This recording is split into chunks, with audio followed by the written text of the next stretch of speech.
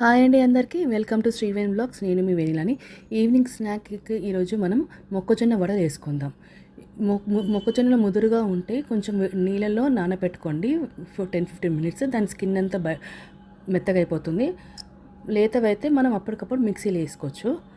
దానికి కావాల్సిన పదార్థాలు మిక్సీలో ఇప్పుడు మనం కొన్ని పచ్చిమిరపకాయలు, అల్లం ముక్కలు వేసేసుకుందాం.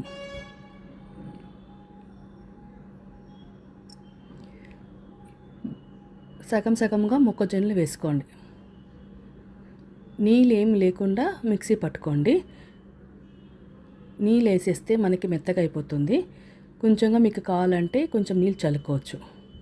ఇప్పుడు చూడండి, పేస్ట్ మనకి ఫుల్ పేస్ట్ కాకుండా కచ్చా పచ్చగా చేసుకోండి. ఇప్పుడు మనం 2-3 స్పూన్స్ కార్న్ఫ్లవర్ వేసుకుందాం. ఇది కేవలం క్రిస్పీనెస్ కోసమే, బయటకి క్రిస్పీగా ఉంటుంది అన్నమాట వడలు వేగినప్పుడు. దాని తర్వాత కొంచెం జీలకర్ర,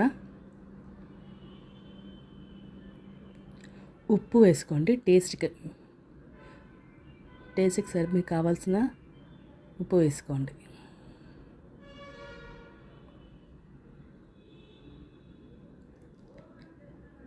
ఇప్పుడు మనం కలుపుకుందాం ఈవెన్గా అన్ని కార్న్ఫ్లవర్ కాబట్టి మనకి కాన్స్టిపేషన్స్ అనేవి రాకుండా ఉంటాయి. పిల్లలకి మంచివి ఇవన్నీ. ఎప్పుడు బాయిల్డ్ కాకుండా ఇట్లా వడలు చేసి పెట్టుకోవచ్చు. రౌండ్గా చేసుకొని ప్యాటీస్ లాగా చేసుకోండి. నేను ఆయిల్ ముందుగానే వేడి చేసి ఇప్పుడు వేసేసుకుందాం.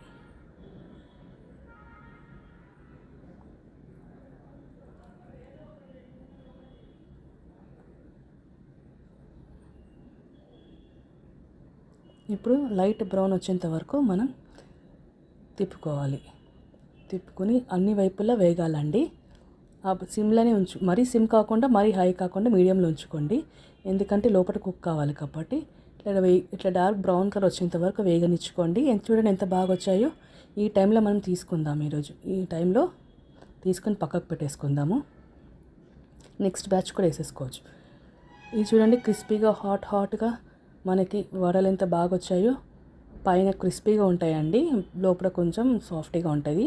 దీనికి మనకి చట్నీస్ కానీ సాసెస్ కానీ ఏం అవసరం లేదు, ఎందుకంటే దీంట్లోనే అల్లం ముక్కలు, పచ్చిమిరపకాయ ముక్కలు ఉన్నాయి కాబట్టి.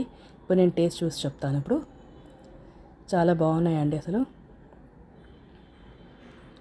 నా డిష్ కనుక మీకు నచ్చినట్టయితే మీరు ట్రై చేసి టేస్ట్ చేసి చెప్పండి. Like, share, subscribe to my video. Bye.